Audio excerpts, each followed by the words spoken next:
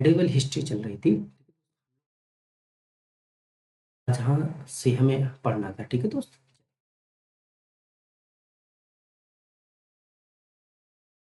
1627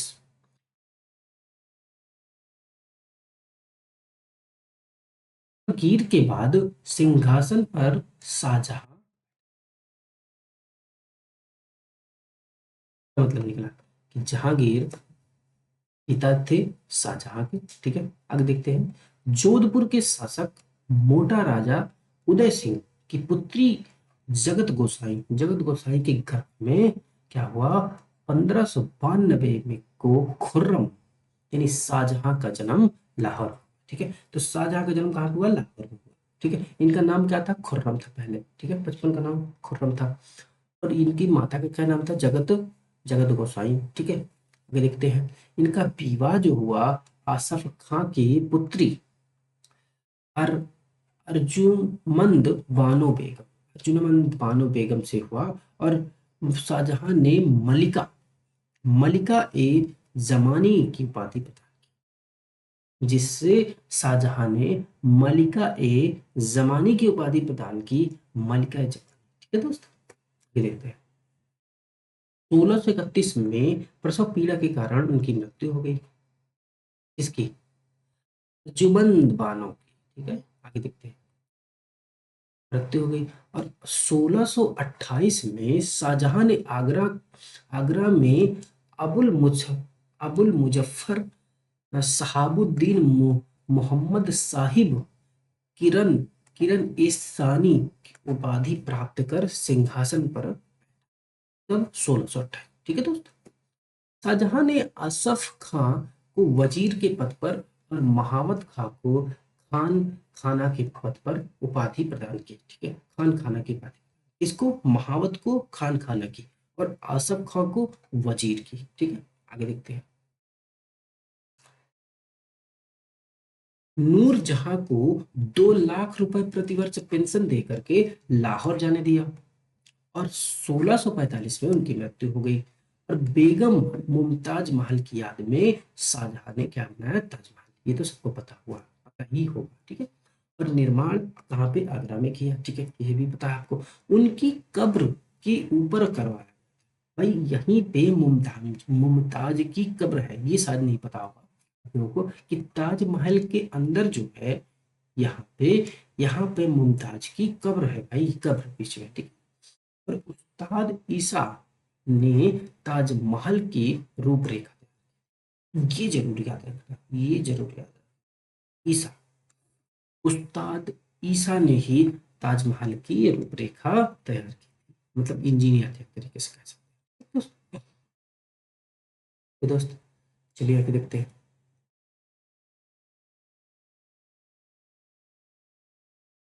ताजमहल का निर्माण करने वाला मुख्य स्थापत्य कलाकार कौन था, उस्ताद अहमद लाहौरी।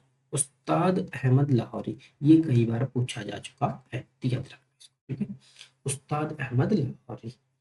मयूर सिंहासन का निर्माण शाहजहां ने करवाया था, मयूर सिंहासन। ठीक है, और मुख्य मुख्य कलाकार बे बादल खां था। कौन था मुख्य कलाकार, वे बादल खां था। ठीक है, बादशाह के सिंहासन के पीछे पितरा दुरा पितरा दुरा के जड़ाऊ काम पितरा दुरा के जड़ाऊ काम की एक श्रृंखला बनाई गई थी। पितरा दुरा के जड़ाऊ काम की एक श्रृंखला बनाई गई थी, जिसमें पौराणिक यूनानी देवता और अर्फियस को बीड़ा बजाते हुए चित्रित किया गया था। अर्फियस को बीड़ा बजाते हुए चित्रित किया गया था। अब एक चीज देख लेते हैं कि ये पितरा दुरा क्या है। पितरा दुरा क्या होता था कि जब संगमरमर या फिर अबू अलुआ नहीं बलुआ पत्थर में नक्काशी किए गए, खुदाई में खुदाई में रखे गए रंगीन सख्त पत्थर सुंदर अलंकृत पैटर्न बनाते हैं, और उसे ही पितरादुरा कहा। ठीक है, यानी क्या कहेंगे कि पत्थर जो होते थे, संगमरमर या फिर बलुआ पत्थर जो होते थे, उन्हीं की नक्काशी कर दी जाती थी, अच्छे से उनको अलंकृत कर दिया जाता था। जब वो सुंदर सा पैटर्न बनता था ना, तो उसी को क्या कहते थे, पितरादुरा कहा जाता था। ठीक है दोस्त, याद रखना। शाहजहां के शासनकाल में स्थापत्य कला का स्वर्ण युग कहा जाता है। शाहजहां शासनकाल को स्थापत्य कला का स्वर्ण युग कहा गया। और शाहजहां द्वारा बनवाई गई प्रमुख इमारतों की अगर बात करें तो क्या होगी, सबसे पहले दिल्ली का लाल किला हो जाएगा और दीवाने आम हो जाएगी। दीवाने खास है, दिल्ली का जामा मस्जिद होगा और आगरा का मोती मस्जिद, ताजमहल हो जाएगा, लाहौर किला हो जाएगा, स्थित शीश महल। लाहौर किला में क्या है, शीश महल। तो अगर आपसे पूछा जाए कि लाहौर किला में क्या बनवाया था शाहजहां ने, तो क्या कहोगे, शीश महल। ठीक है दोस्तों, शीश महल। यहाँ से कई बार क्वेश्चन बने हुए हैं, तो आप लोग इसको बार बार, ठीक है दोस्तों, मैं एक बार आपको फिर से इसको याद दिला देता हूँ। ठीक है दोस्तों, दिल्ली का लाल किला, ठीक है, दीवाने आम, दीवाने खास, दिल्ली का जामा मस्जिद, आगरा का मोती मस्जिद, ताजमहल, लाहौर किला और शीश महल। ठीक है दोस्तों, ओके, आगे देखते हैं। हुमायूं के मकबरा को ताजमहल की पूर्ववर्ती पूर्ववर्ती माना जाता है। हुमायूं का मकबरा जो बनाया गया है उसे ताजमहल का पूर्ववर्ती माना जाता है। ठीक है, और 1632 में अहमदनगर को गुलाम साम्राज्य में मिला लिया गया। शाहजहां ने क्या किया, 1632 में अहमदनगर को भाई गुलाम साम्राज्य में मिला लिया। ठीक है, शाहजहां ने ही 1638 में अपनी राजधानी क्या की, आगरा से दिल्ली कर। तो शाहजहां ये था जो की राजधानी आगरा से दिल्ली ले गया। इसके पहले अकबर थे, तो उन्होंने क्या किया था, राजधानी को आगरा रखा था। ठीक है, लाने वाले यमुना नदी के दाहिने तट पर शाहजहानाबाद की नींव डाली। ठीक, तो यमुना नदी के तट पर ही शाहजहानाबाद की नींव कितने डाली, तो क्या कहोगे, शाहजहां। ठीक है, तो आगे देखते हैं। आगरे के जामा मस्जिद का निर्माण जो है शाहजहां की पुत्री जहां आरा शाहजहां की पुत्री जहां आरा ने करवाया था। और आगरे की मोती मस्जिद का निर्माण जो है शाहजहां ने किया था। मोती मस्जिद किसने करवाया, तो मोती मस्जिद शाहजहां ने किया। और वहां की जो जामा मस्जिद है उसका निर्माण किसने कराया था, क्या कहोगे, उसकी पुत्री शाहजहां की जहां आरा ने करवाया था। ठीक है दोस्तों, चलिए। शाहजहां के दरबार में प्रमुख चित्रकार भी हुआ करते थे। अगर चित्रकारों की बात करें तो मोहम्मद फकीर थे, ठीक है, वह मीर हासिम थे। और प्रमुख संस्कृत कवि वंशीधर मिश्र थे और हरि नारायण मिश्र थे। अब देख लीजिए, एक चीज देखिए, यहाँ पे ये सामंजस्य कैसे बना है इसने, देखा, ये हिंदू है, दो हिंदू और दो मुस्लिम, दो हिंदू दो मुस्लिम, देखो दरबार में इसने रखा था, जबकि ये मुस्लिम था ऑलरेडी। देख रहे हो, सामंजस्य बना। तो यही मैं कहना चाहता हूँ, अभी भी मैं आप लोगों से फिर से कहूँगा कि आप लोग भी पढ़ाई में सामंजस्य बना के रखें। देखो, किसी भी एक सब्जेक्ट को लेकर के हमें नहीं पढ़ना है, हमें सारे सब्जेक्ट देखने हैं। ठीक है, तो सब सब्जेक्ट को हम ये नहीं करेंगे कि इसको इसको साइड कर दे, इसी को ज्यादा पढ़े, तो हमें सब लेकर के चलना है, सब हमें नंबर देने वाले हैं। यहाँ से ये सीख सकते हैं। ठीक है दोस्त, चलिए आगे देखते हैं। शाहजहां संगीतज्ञ लाल खां को गुड़ समंदर की उपाधि व संगीतज्ञ जगन्नाथ को हिंदी का कवि भी था। ठीक है, हिंदी का कवि भी था। और महाकवि राय की उपाधि से सम्मानित किया। शाहजहां के पुत्रों में दारा शिकोह का सर्वाधिक विद्वान था। इसने भगवत गीता, योग वशिष्ठ एंड उपनिषद, रामायण का अनुवाद फारसी भाषा में किया था। तो रामायण का अनुवाद फारसी भाषा में किसने किया था, क्या कहोगे, ये शाहजहां के पुत्र दारा शिकोह ने किया था। ये सबसे बड़ा विद्वान था और भगवत गीता, योग वशिष्ठ और उपनिषद का भी इसने अनुवाद फारसी भाषा में किया। ठीक है दोस्तों, सर ए अकबर महान रहस्य नाम की उपनिषदों का अनुवाद करवाया था। तो क्या कहोगे, सर ए अकबर का नाम से उपनिषदों का अनुवाद करवाया। और दारा शिकोह ने कादरी सिलसिले के मुल्ला शाह बक- बदखसी मुल्ला मुल्ला शाह बदखसी का शिष्य था। ठीक है दोस्तों, फ्रांसवा फ्रांसवा बर्नियर द्वारा दारा शिकोह का चिकित्सक था। तो फ्रांसवा बर्नियर क्या था? दारासिको का चिकित्सक। इसको चिकित्सक याद रखिए, फ्रांसवा बर्नियर क्या था? चिकित्सक था। ठीक है दोस्त, ये देखते हैं। शाहजहां की पुत्री जहां आरा ने शेख मुइनुद्दीन चिश्ती की जीवनी जीवनी और मुनिस मुनिस अल अरवाह अरवाह नाम से लिखी थी। और जहां आरा मुल्ला साहब बदखसी का शिष्य थी। ठीक है, तो जहां आरा कौन थी? शाहजहां की पुत्री थी। और ये किसकी शिष्य थी? क्या बोलोगे? मुल्ला साहब बख्शी जी की। ठीक है, बदखसी जी।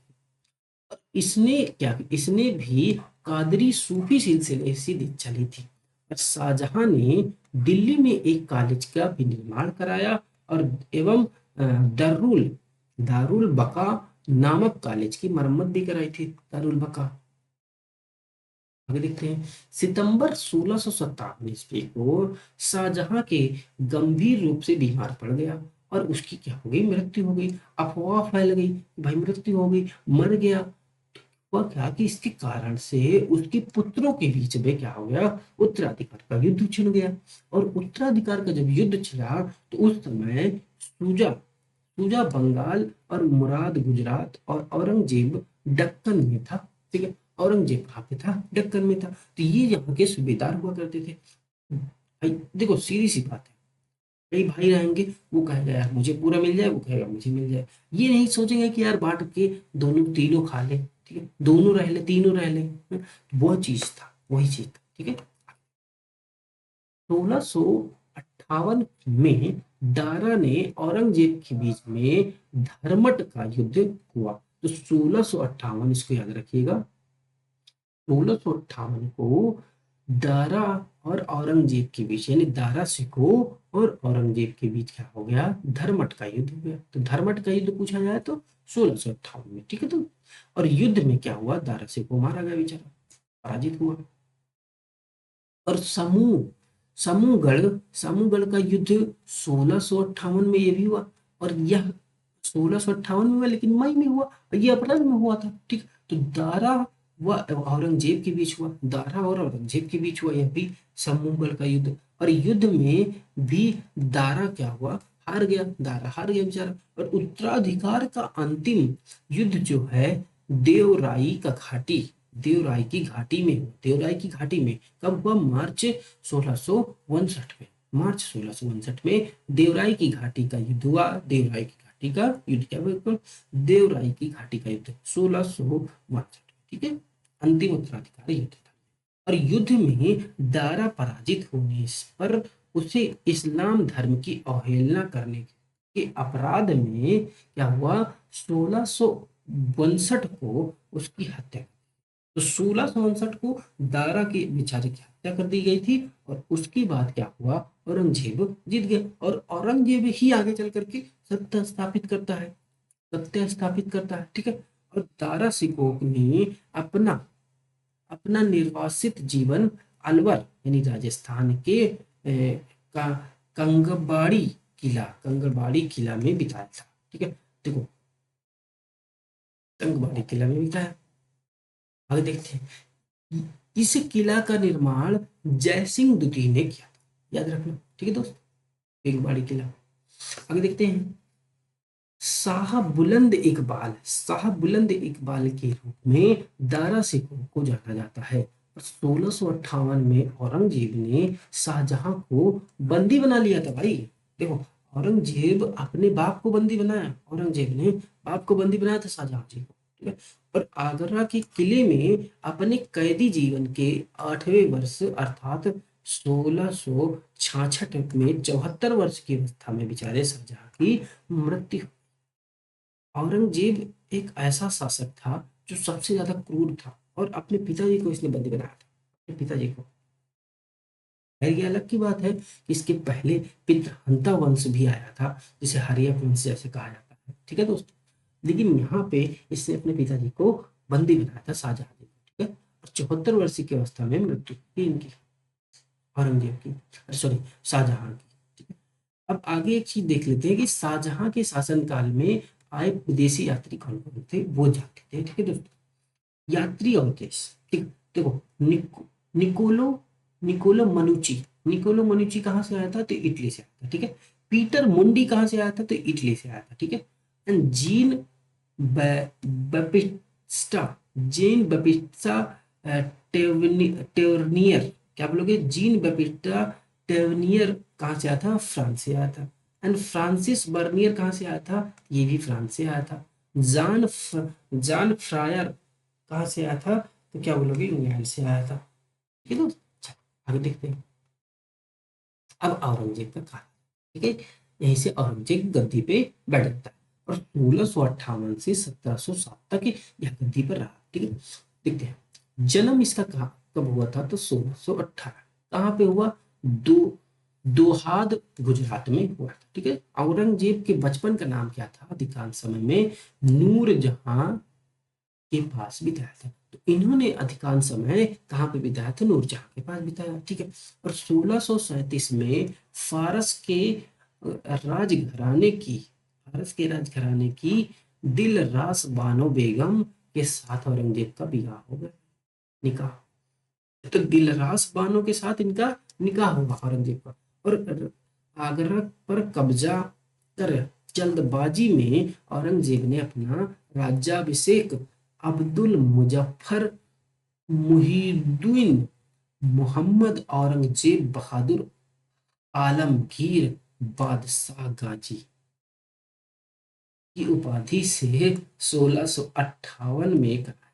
1658, इतना बड़ा नाम हमें नहीं याद रखना, हमें सीधा सीधा याद रखना औरंगजेब, ठीक है। ये नहीं पूछा जाएगा, ठीक है। अगर हाँ पूछा भी जाएगा तो आप लोग थोड़ा सा याद, वैसे पूछने की इसकी संभावना नहीं है, ठीक है। तो कि किस नाम से राज्याभिषेक।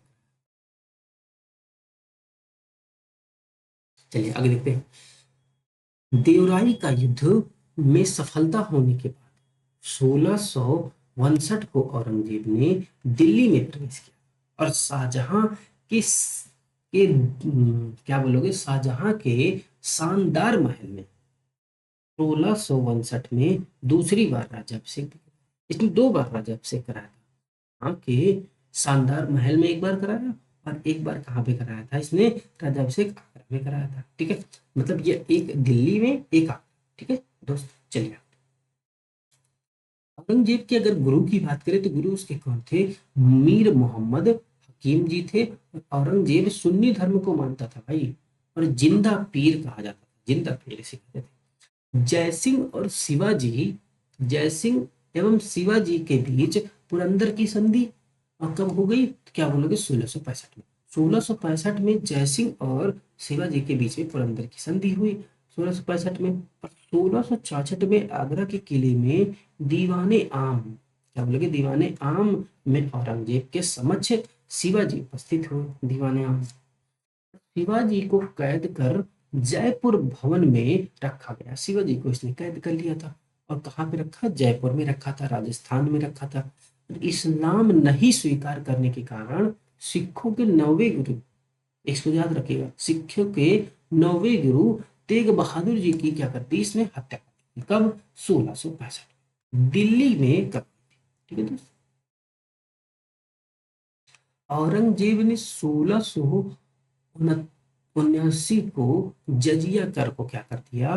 पुनः लगा दिया। जजिया कर औरंगजेब ने पुनः कब लगाया? तो क्या बोलोगे? 1669, ठीक है दोस्त। जजिया कर क्या क्या होता है इसको एक बार हम देखते हैं। वैसे तो आप लोगों को पता होगा कि क्या होता है। जजिया कर गैर मुसलमानों पे लगाया, ठीक है दोस्त। देखो यह गैर मुसलमानों से लिया जाने वाला कर था, ठीक है।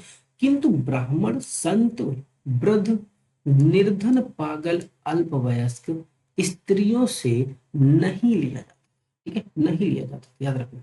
और भारत में सर्वप्रथम मीर कासिम ने 712 ईस्वी में सिंध विजय के बाद जजिया की वसूली प्रारंभ की। तो सिंध विजय के बाद किसने? मीर कासिम ने 712 में क्या की थी? जजिया की वसूली शुरू की, ठीक है दोस्त। फिरोज तुगलक ने ब्राह्मणों से भी जजिया वसूलना शुरू कर दिया। फिरोज तुगलक था, फिरोज तुगलक ही था जिसने ब्राह्मणों से भी जजिया कर वसूलना लगा। और मुगल काल में बाबर हुमायूं के काल में जजिया प्रचलित थी। क्या बोलोगे? मुगल काल में, बाबर एवं हुमायूं के काल में भी जजिया प्रचलित थी। ठीक है? और अकबर ने 1564 में जजिया को बंद कर दिया। औरंगजेब ने 1679 को क्या किया कि सर्वप्रथम मारवाड़, क्या बोलोगे, मारवाड़ में जजिया को वसूला।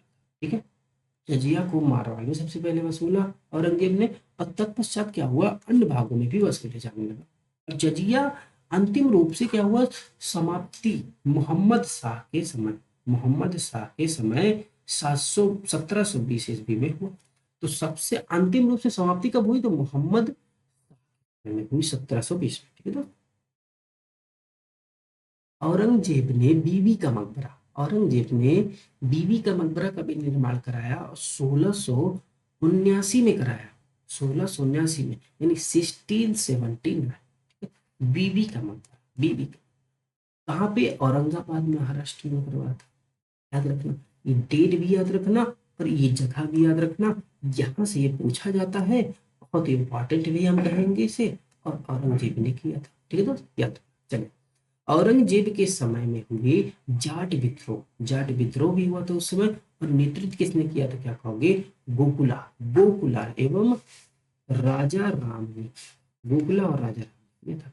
1669 में तिलपत की लड़ाई में जाट परास्त, तिलपत की लड़ाई, तो 1669 में तिलपत की लड़ाई हुई, जाटों से हुई थी। ठीक है, और गोकुल, गोकुल को मौत के घाट उतार दिया गया, गोकुल। और इसके, देखिए, इसके बावजूद जाटों ने 1685 में राजा राम के नेतृत्व में क्या किया, पुनः विद्रोह। और जाटों ने सिकंदरा में स्थित बाबर, जाटों ने सिकंदरा में स्थित अकबर के मकबरे को भी लूट लिया। जाटों ने लूटा था सिकंदर के, सिकंदर, सॉरी, सिकंदरा में स्थित, कहा था, सिकंदरा में अकबर का मकबरा था। और भरतपुर राजवंश की नींव औरंगजेब के शासनकाल में ही जाट नेता राजा राम के भतीजा कौन था, क्या बोलोगे, चूड़ामन जी थे, चूड़ामन जी। तो चूड़ामन ने क्या की थी, भरतपुर में राजवंश की नींव डाली, भरतपुर में राजवंश की नींव किसने डाली थी, चूड़ामन। ठीक है, तो 1686 में बीजापुर में, 1687 में गोलकुंडा में औरंगजेब ने मुगल साम्राज्य में मिला लिया। ठीक है, 1686 में बीजापुर एवं 1687 में गोलकुंडा को औरंगजेब ने कहा, अपने साम्राज्य में, मुगल साम्राज्य में मिला लिया। ठीक है, डेट याद रखना जरूर, 86 और 87, बीजापुर, गोलकुंडा। ठीक है, मदकन्ना, मद मदन्ना, मदन्ना और अकन्ना, क्या बोलोगे, मदन्ना और अकन्ना नामक दो ब्राह्मण थे भाई।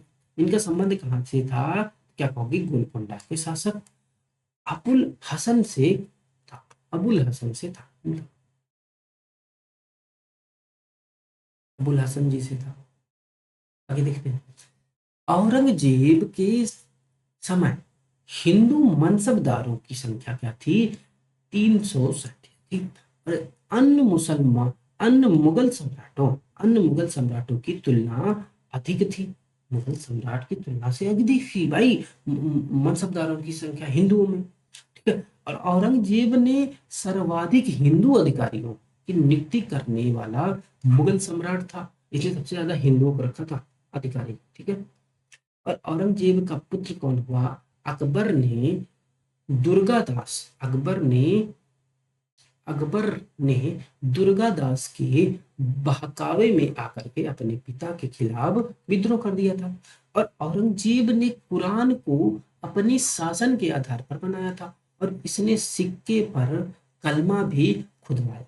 ठीक है, तो औरंगजेब ही था जिसने कि सिक्के पर कलमा का खुदवाया था। ठीक है, नवरोज का त्योहार मनाना और भांग की खेती करना, गाना बजाना, झरोखा दर्शन और तुलादान प्रथा, और इस प्रथा में सम्राट को उसके जन्मदिन पर सोने और चांदी की अन्य वस्तुओं से तौलने की प्रथा थी। तो सोने और चांदी की वस्तुओं से तौलने की प्रथा थी कब? जन्मदिन पर औरंगजेब, ठीक है। और हिंदुओं के माथे पर अपने हाथ से तिलक लगाता था। एक बड़े बड़े काम करता था हिंदुओं से। तो एक चीज हम कह सकते हैं इसके केस में कि औरंगजेब एक ऐसा शासक था, ठीक है, कि औरंगजेब जो कि क्या था, यह कभी हिंदुत्ववाद या फिर मुस्लिमवाद नहीं खेला, ठीक है। यह सभी धर्म को बराबर समझता है, हिंदू और मुस्लिम, ठीक है। जिसे अकबर ने प्रारंभ किया था। सती प्रथा आदि सती प्रथा आदि पर प्रतिबंध लगा दिया। सती प्रथा आदि पर इसने प्रतिबंध लगा दिया था औरंगजेब ने। और वैश्याओं को शादी करने अथवा देश छोड़ देने के आदेश दिए। वैश्याओं को देश छोड़ देने के अभी आदेश दे दिए गए। दरबार में होली, दिवाली आदि त्योहार मनाना बंद कर दिया। दिवाली और होली त्योहार क्या हुआ, मनाना बंद कर दिया। और वैश्याओं को शादी करने और उन्हें देश छोड़ने का भी आदेश दे दिया। आगे देखते हैं। औरंगजेब के दरबार में संगीत पर पाबंदी लगा दी, ठीक है। और सरकारी संगीतज्ञों को अवकाश दे दिया गया। सरकारी संगीतज्ञों को अवकाश दे दिया गया। और भारतीय शास्त्रीय संगीत पर फारसी में सबसे अधिक पुस्तकें, भारतीय भारतीय शास्त्रीय संगीत पर फारसी में सबसे अधिक पुस्तकें औरंगजेब के शासनकाल में ही लिखी गई भाई। इसके याद रखिए कि भारतीय शास्त्रीय संगीत पर फारसी में सबसे ज्यादा अधिक पुस्तकें औरंगजेब के शासनकाल में। और स्वयं को बीड़ा बजाते हुए दक्षिण किया गया, स्वयं को बीड़ा बजाते हुए दिखाया। औरंगजेब ने 9 अप्रैल 1669 को हिंदू मंदिरों को तोड़ने का आदेश दिया। हिंदू मंदिरों को तोड़ने का आदेश दिया। देखो, वहां पे इसने अपने दरबार में अधिकारियों की, जो हिंदू अधिकारी थे उनकी नियुक्ति ज्यादा की थी। हिंदू अधिकारियों की नियुक्ति ज्यादा की थी और मुस्लिमों की कम की थी, ठीक है। मुस्लिमों की कम की थी। लेकिन यहाँ पे देखिए कंट्राडिक्शन आ रहा है कि जितने तो ये हिंदू अधिकारियों की नियुक्ति तो ज्यादा की थी, लेकिन ये हिंदू मंदिरों को तोड़ने का भी आदेश दे दिया भाई। तोड़ने का आदेश दिया। आगे देखते हैं। और शासन काल में तोड़े गए प्रमुख मंदिरों में पाटन पाटन का सोमनाथ मंदिर था। बनारस का विश्वनाथ मंदिर था। वीर सिंह देव द्वारा जहांगीर काल में केशव देव राय का मंदिर मथुरा में निर्मित केशव देव राय का मंदिर था, ठीक है। औरंगजेब की मृत्यु कब हुई थी, तो क्या कहोगे 1707 में हुई, खुलदाबाद में हुई थी।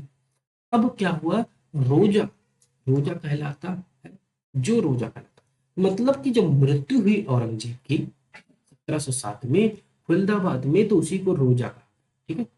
और दफनाया गया, रोजा में दफनाया गया और खुल्दाबाद में।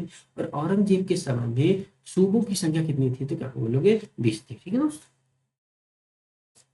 औरंगजेब दारुल दारुल हर्ब और काफिरों का देश, दारुल हर्ब या फिर काफिरों का देश को दारुल इस्लाम यानी इस्लाम का देश में परिवर्तित करने को अपना महत्वपूर्ण लक्ष्य मानता था। औरंगजेब के शासन काल में मुगल सेना में सर्वाधिक हिंदू सेनापति थे भाई, याद रखिए। देखो, मैंने जो बताया था कि औरंगजेब के शासन काल में सर्वाधिक क्या थे, हिंदू सेनापति थे। लेकिन उसने फिर भी हिंदू मंदिरों को तोड़ा था। आगे देखिए। फ्रांसीसी यात्री यानी फ्रैंकोइस बर्नियर औरंगजेब के चिकित्सक थे। क्या बोले कि फ्रैंकोइस बर्नियर औरंगजेब के चिकित्सक थे। अब आ जाते हैं मुगल काल की शासन व्यवस्था क्या क्या थी। यहीं से हमारा क्या होता है कि मुगल शासन यानी मुगल काल क्या हुआ, मुगल काल के जो शासक थे, ठीक है, शासक का शासक हमारा समाप्त हो जाते हैं। कहाँ पे लास्ट शासक कौन सा हुआ? औरंगजेब। ठीक है, आगे देखते हैं। अब यहीं पे शासन व्यवस्था हम लोग देख लेते हैं। मंत्री परिषद को क्या कहते थे? विजारत कहा जाता था। बाबर के शासनकाल में वजीर पद काफी महत्वपूर्ण था भाई, वजीर पद काफी महत्वपूर्ण था। और सम्राट के बाद शासन के कार्यों को प्रचलित प्रचालित करने का सबसे महत्वपूर्ण अधिकारी कौन था? तो वकील था। अगर सम्राट नहीं है तो उसके स्थान पे शासन को कौन प्रचालित करवाता था? वो अधिकारी था वकील। ठीक है।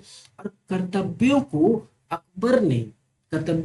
अकबर ने दीवान, मीर बख्शी और सद्र व मीर समन में विभाजित कर दिया। मीर समन में विभाजित। औरंगजेब के समय में असद खान ने सर्वाधिक 31 वर्षों, क्या बोलोगे? असद खान सर्वाधिक 31 वर्षों तक दीवान के पद पर कार्य किया। असद खान सर्वाधिक 31 वर्षों तक दीवान के पद पर कार्य किया। और मीर बख्शी द्वारा, क्या बोलोगे? मीर बख्शी के द्वारा सर सरखसत नाम के पत्र पर हस्ताक्षर के बाद ही सेना को हर महीने वेतन मिल पाता था। क्या बोलोगे? कि मीर बख्शी द्वारा जो हुआ सरखसत नाम के पत्र पर हस्ताक्षर करना पड़ता था, तभी सेना को वेतन मिलता था। जब जब सद्र न्याय विभाग के प्रमुख कार्य करता था तब उसे काजी कहते थे। जब सद्र क्या होता था, न्याय विभाग का कार्य करते, तो उसे क्या कहा जाता था? काजी कहा जाता था। और लगानहीन भूमि यानी कि मदद ए मासा का निरीक्षण कौन करता था? तो क्या कहोगे? सद्र करता था। सम्राट के घरेलू विभागों का प्रधान कौन था? तो मीर सभा कहलाता था। सूचना व गुप्तचर विभाग का प्रधान कौन था? तो दरोगा ए डाक चौकी। और शरीयत के प्रतिकूल कार्य करने वालों को रोकना, शरीयत के प्रतिकूल जो कार्य करते थे उन्हें रोकना, और आम जनता के दुष्चरित्रता से बचाने का कार्य क्या होता था? मुहत्तसिब का नामक अधिकारी का। क्या करता था? मुहत्तसिब। ठीक है दोस्तों। प्रशासन की दृष्टि से मुगल साम्राज्य का बंटवारा जो है सूबों में था, और सूबों का सरकार में था, और सरकार का परगना में था। परगना यानी महल का, महल का जिला में, या फिर दस्तूर में, और दस्तूर का ग्राम में बटे हुए थे। तो इसका क्रम लगाने को आ जाता है, इसका क्रम बनाने को आ जाता है। मैं यहाँ पे आपको क्रम बना के दिखा, ठीक है। सबसे बड़ा कौन सा था? तो क्या बोलोगे? साम्राज्य का बंटवारा, तो वह था सूबा। ठीक है, सूबा। ठीक है, सूबा के बाद कौन सा आया? तो क्या बोलोगे? सरकार। ठीक है, सरकार। सरकार से छोटी इकाई कौन सी थी? तो वह थी परगना। परगना, ठीक है। और परगना से छोटा क्या था बताइए? परगना या फिर महल इसे कहते हैं, लिख लीजिए महल। एक महल। और परगना से छोटा जिला था भाई। जिला, जिला क्या है? यानी दस्तूर कहा जाता है। दस्तूर को ही जिला कहते हैं। ठीक है। और फिर दस्तूर से छोटा यानी जिला से छोटा क्या था? वह था ग्राम। ठीक है, ग्राम। ये क्रम जरूर याद रखिए। तो सबसे पहले सूबा, सबसे बड़ी इकाई, फिर सरकार, परगना, जिला और ग्राम। तो सूबा, सरकार, परगना, जिला और ग्राम। ठीक है दोस्त, याद रखना। ये मिलाने को आ सकता है, ये आईएएस में आ चुका है। ठीक है, आईएएस में आ चुका है। आइए, आईएएस का एग्जाम है दोस्त, आईएएस का क्वेश्चन है, ये आ चुका है दोस्त, याद रखना। और ये हाँ, सबसे छोटी इकाई ग्राम मानी जाती थी। और जिसे मौदा मौदा या फिर दीह कहते थे, मौदा या दीह कहते थे। मौदा के अंतर्गत छोटी छोटी बस्तियों को नगला कहा जाता था। शाहजहां के शासनकाल में सरकार एवं परगना के मध्य चकला ग्राम की एक नई इकाई की स्थापना की गई। तो चकला नामक एक नई इकाई की भी स्थापना की गई थी, याद रखना।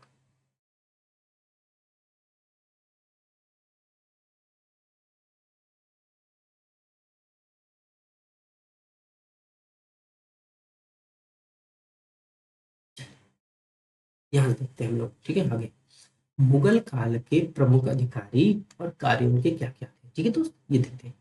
सूबेदार क्या होता था, सूबेदार क्या करता था, यह प्रांतों में शांति स्थापित करता था, ठीक है। उसका प्रधान होता था। दीवान क्या करता था, दीवान क्या करता था, दीवान क्या हुए, प्रांतीय राजस्व का प्रधान होता था, प्रांतीय राजस्व का प्रधान होता था। बख्शी क्या करता था, तो प्रांतीय सैन्य प्रधान होता था, प्रांतीय सैन्य प्रधान होता था। आगे फौजदार क्या होता था, फौजदार जिले में प्रधान फौजी अधिकारी होता था भाई। और आमिल या फिर अमल गुजार कौन होता था, तो क्या बोलोगे, जिले का प्रमुख राजस्व अधिकारी होता था।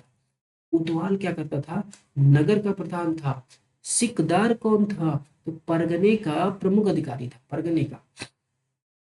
आमिल, आमिल कौन था, आमिल को क्या कहोगे, ग्राम के कृषकों से प्रत्यक्ष संबंध बनाना एवं लगान को निर्धारित करने का काम कौन था, आमिल करता था। आमिल, आमिल ही था जो कि लगान निर्धारित करता था और कृषकों से लगान को वसूलता। ठीक है दोस्त, ये देखते हैं। भूमि कर के विभाजन के आधार पर मुगल, भूमि कर के विभाजन के आधार पर मुगल साम्राज्य की समस्त क्या हुए, भूमि को तीन भागों में बांटा। तो पूरी जो भूमि थी मुगल साम्राज्य की, उसको तीन भागों में बांटा गया था। फर्स्ट क्या थी, खालसा भूमि। सेकंड क्या थी, तो जागीर भूमि थी। एंड थर्ड क्या थी, तो क्या बोलोगे, सयूरल गल, क्या बोलोगे, सयूरल गल भूमि थी, जिसे कहते हैं मदद ए मासा। ठीक है, तो खालसा भूमि क्या होती थी, प्रत्यक्ष रूप से बादशाह के नियंत्रण में होती थी। और जागीर भूमि क्या होती थी, तनख्वाह के बदले दी जाने वाली भूमि होती थी। और मदद ए मास, मदद ए मास या फिर मयूरगल, मदद ए मास या फिर मयूरगल क्या होती थी, अनुदान में दी गई लगानहीन भूमि थी, इस पर लगान नहीं लगा। ठीक है, इसे मिल्क भी कहा जाता था भाई, इस पर लगान नहीं लगा। शेर शाह द्वारा भू राजस्व हेतु अपनाई जाने वाली पद्धति क्या हुई, राई का उपयोग अकबर ने भी किया था। राई का उपयोग किसने किया, अकबर ने भी किया था। शेर शाह के द्वारा यह भू राजस्व प्रणाली या फिर पद्धति अपनाई गई थी। अकबर के द्वारा करोड़ी नामक अधिकारी की नियुक्ति 1573 में की गई थी। और अपने क्षेत्र से 1 करोड़ दाम वसूल करना, इसका क्या काम था, अपने क्षेत्र से 1 करोड़ का दाम वसूल करना था, मतलब 1 करोड़ रुपए वसूलना था। इसीलिए इसे क्या कहा गया, करोड़ अधिकारी का। किसने नियुक्त किया था, अकबर। इसके 1580 में अकबर ने दहसाल नामक नवीन कर प्रणाली भी प्रारंभ कर दी। दहसाल नामक नवीन कर प्रणाली अकबर ने, और इस व्यवस्था को टोडरमल बंदोबस्त भी कहा जाता था। और इस व्यवस्था के अंतर्गत भूमि को 4 भागों में विभाजित किया गया। भूमि को 4 भागों में विभाजित किया गया, 10 साल के 10 साल, 10 साल जो नवीन पद्धति थी उसके आधार पे। और इसमें फर्स्ट क्या थी, तो क्या बोलोगे, पोलज, पोलज थी। दूसरी क्या थी, परती थी। तीसरी क्या थी, चाचर थी। तीसरी, चौथी क्या थी, तो बंजर थी। तो पोलज क्या होती थी, नियमित रूप से खेती करने वाली, नियमित रूप से जिसपे खेती होती थी क्या कहते थे, पोलज कहते थे उस भूमि को। परती भूमि क्या होती थी, 1 या 2 वर्ष के अंतराल पर जिसमें खेती होती थी उसे परती कहा जाता था। चाचर क्या होता था, 3 और 4 वर्ष के अंतराल पर जिसपे खेती होती थी उसे चाचर कहते थे। बंजर क्या होती थी, खेती योग्य भूमि नहीं, जो खेती योग्य भूमि नहीं होती थी उसे क्या कहते थे, बंजर कहते थे। लगान नहीं वसूला। ठीक है दोस्त, तो 4 प्रकार की भूमि 10 साल नामक नवीन प्रणाली के आधार पे क्या हुआ, बांटा गया। ठीक है, टोडर मल बंदोबस्त भी कहा जाता है। ठीक है, और किसने करवाया था, तो अकबर। 1570-71 में टोडर मल ने खालसा भूमि, खालसा भूमि पर क्या किया, भू राजस्व की नवीन प्रणाली यानी जब्ती का प्रारंभ भी किया। खालसा भूमि पर जब्ती का भी प्रारंभ किया। और कर निर्धारण की जो है दो श्रेणी थी, जिसमें एक को क्या कहा गया, तखसीस, एवं दूसरे को तहसील कहते हैं। तखसीस और तहसील। औरंगजेब ने अपने शासनकाल में नस्क प्रणाली को अपनाया और भू राजस्व की राशि को उपज के आधार पर कर दिया। उपज का आधा कर दिया था। ठीक है, तो नक्श प्रणाली भी अपनाई गई, जिसमें क्या हुआ कि जो भू राजस्व की जो राशि को उपज होगी, भू राजस्व में राशि को जो उपज होगी उसकी आधा कर दिया, आधा कर।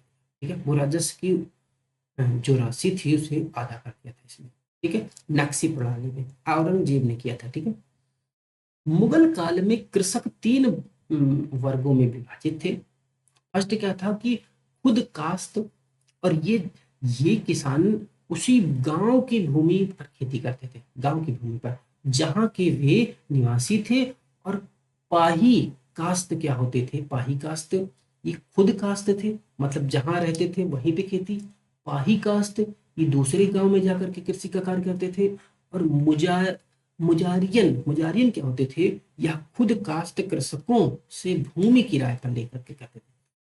तो भूमि को किराए पर लेकर के करते थे मुजारिया, जो कि आजकल क्या कहा जाता है, मुजारियन की व्यवस्था को कहते हैं कि भाई पट्टे पे ले लिया, कहते हैं ना, पट्टे पे ले लिया या फिर कुछ पैसा दे करके ले लिया, तो फिर क्या कहते हैं कि हमने पैसे पैसे दे करके लिया है। ठीक है,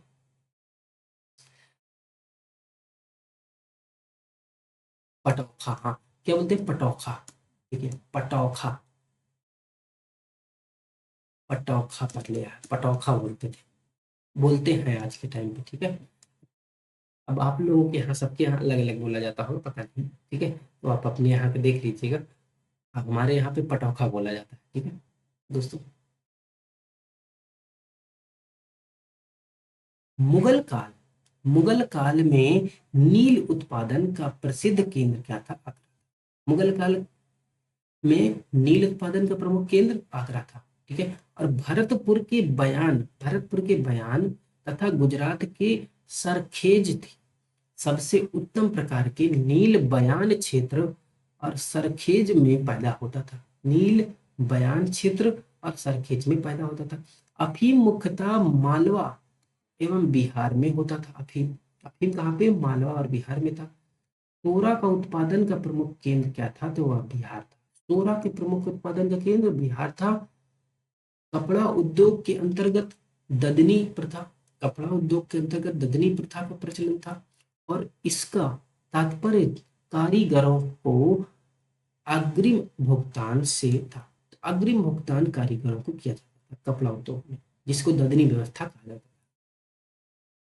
उत्तम श्रेणी की ऊनी वस्त्र जो थे साल कश्मीर और लाहौर के में तैयार होते थे। मुगल काल में रुपए की सर्वाधिक ढलाई जो है औरंगजेब के समय में हुई थी। आना के सिक्के का प्रचलन शाहजहां ने कराया था। आना का सिक्का कौन बनवाया, तो क्या बोलोगे, शाहजहां ने। और जहांगीर ने अपने समय में सिक्कों पर अपनी आकृति बनवाई थी, जहांगीर ने। साथ ही अपना नूर जहां के नाम का भी अंकित कराया था, नूर जहां भी उस पर अंकित कराया शाहजहां, जहांगीर ने, सॉरी। आगे देखते हैं दोस्त।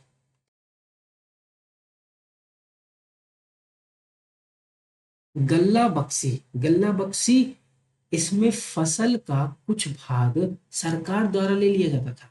तो गल्ला बक्सी क्या होता था, कुछ भाग सरकार द्वारा ले लिया जाता था फसल का।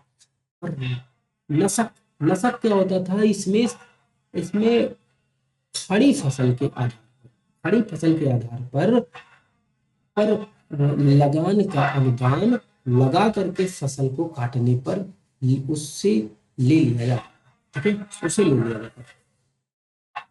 इस व्यवस्था को बंगाल में लागू किया जाता है, नस्ल व्यवस्था। जब्ती व्यवस्था होती थी, जिसमें क्या हुआ कि बोई गई फसल के आधार पर लगान का निश्चय किया जाता था। बोई गई फसल, उसके आधार पर क्या होता था, लगान लगाई जाती थी। और यह नगद लिया जाता था दोस्तों, याद रखना। सबसे बड़ा सिक्का क्या था, तो क्या कहोगे, संसबा। संसबा, संसबा सोना का था, ठीक है। और स्वर्ण का सबसे प्रचलित सिक्का क्या था, क्या बोलोगे, इलाही था, इलाही। आगे देखते हैं, मुगल कालीन सिक्के की अगर बात करें तो फर्स्ट क्या होता है कि मुहर आती है, मुहर। यह मुगल काल का सर्वाधिक प्रचलित सिक्का था, सोने का सिक्का था, मुहर। और संसबा, संसब, संसब क्या था, अकबर के द्वारा चलाया गया था, और ये सबसे बड़ा सोने का सिक्का था। कितना था, 101 तोले का था। इलाही, इलाही क्या होता था, यह सोने का गोल आकार का सिक्का था। रहस, रहस क्या होता था, यह गोल और चौकोर दोनों तरह के सोने का सिक्का था। और यह 5.5 तोले का होता था भाई, याद रखना इसको, 5.5 तोले। आत्मा, आत्मा क्या था, 25 तोले का सोने का सिक्का था। बिनसात क्या था, 20 तोले का सोने का सिक्का था। रुपया क्या था, चांदी का सिक्का था। और जलाली क्या था, चांदी का भी सिक्का था। तो जलाली भी चांदी का और रुपया भी चांदी का, ठीक है। बिनसात अगर पूछा जाए आपसे तो क्या बोलोगे, 20 तोले का सोने का सिक्का। और एक ये याद रखना, इलाही जरूर पूछा जाता है, इलाही। इलाही या सोने का गोल आकार का सिक्का, ठीक है, सोने का। चलिए आगे देखते हैं, दरब, दरब चरण चंदन, दरब चरण चंदन दाह कल, वह सुर्की, सुकी, सुकी, सभी क्या थे, चांदी के सिक्के थे।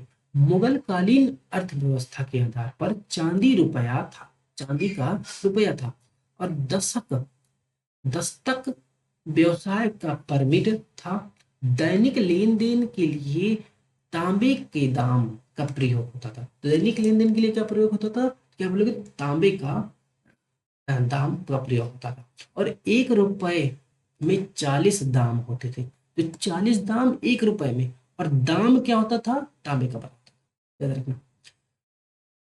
अगर बात करते हैं मुगल सेना के 4 भागों का विभाजक थी। मुगल काल में जो सेना थी 4 भागों में विभाजित थी। फर्स्ट क्या थी, पैदल सेना। दूसरी क्या थी, घुड़सवार। तीसरी तोप व खाना वाली। और चौथी हाथी सेना थी।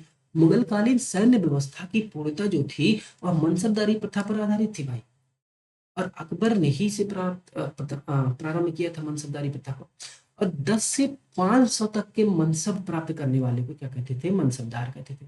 10 से 500 तक मनसब को मनसबदार कहते थे। 500 से 2500 तक के मनसब प्राप्त करने वाले को क्या कहते थे, क्या बोलोगे, उमरा, उमरा कहा जाता था, याद रखना, उमरा कहा जाता था। और 2500 से ऊपर मनसब प्राप्त करने वाले क्या कहते थे, अमीर ए आजम कहा, अमीर ए आजम कहा जाता था। जात से व्यक्ति, जात से व्यक्ति की वेतन और प्रतिष्ठा का ज्ञान होता था। और सवार पद पर, पद से घुड़सवार दास्तों की संख्या का ज्ञान होता था, घुड़सवार दास्तों का संख्या का ज्ञान, ठीक है। आगे देखते हैं, अकबर के शासनकाल में ही 29 ऐसे मनसबदार थे जो 5,000 जात की पदवी के थे। औरंगजेब के शासनकाल तक ऐसे मनसबदारों की संख्या कितनी थी, क्या बोलोगे, 79 थी। जहांगीर ने सवार पद पर 2 अस्पा, सवार पद पर 2 अस्पा और सिंह अस्पा की व्यवस्था की। और सर्वप्रथम यह पद क्या था, महावत खां, महावत खां को दिया, महावत खां। मनसबदारों के अलावा खुद मुगल मुगल शहंशाह भी फुटकर घुड़सवार रखते थे। और आदि, आदि कहा जाता था भाई, फुटकर, फुटकर घुड़सवार जो रखते थे उन्हें क्या कहते थे, आदि कहते थे। और आदियों को भद्र घुड़सवार कहा जाता था। और उनके वेतन दूसरे घुड़सवारों से काफी ज्यादा होते थे, उनके वेतन। और बहुत विश्वास सैन्य दल सदस्य होते थे। उनकी भर्ती स्वयं क्या शहंशाह के द्वारा किया जाता था। हाजिरी, हाजिरी लेने के लिए अधिकारी होते थे।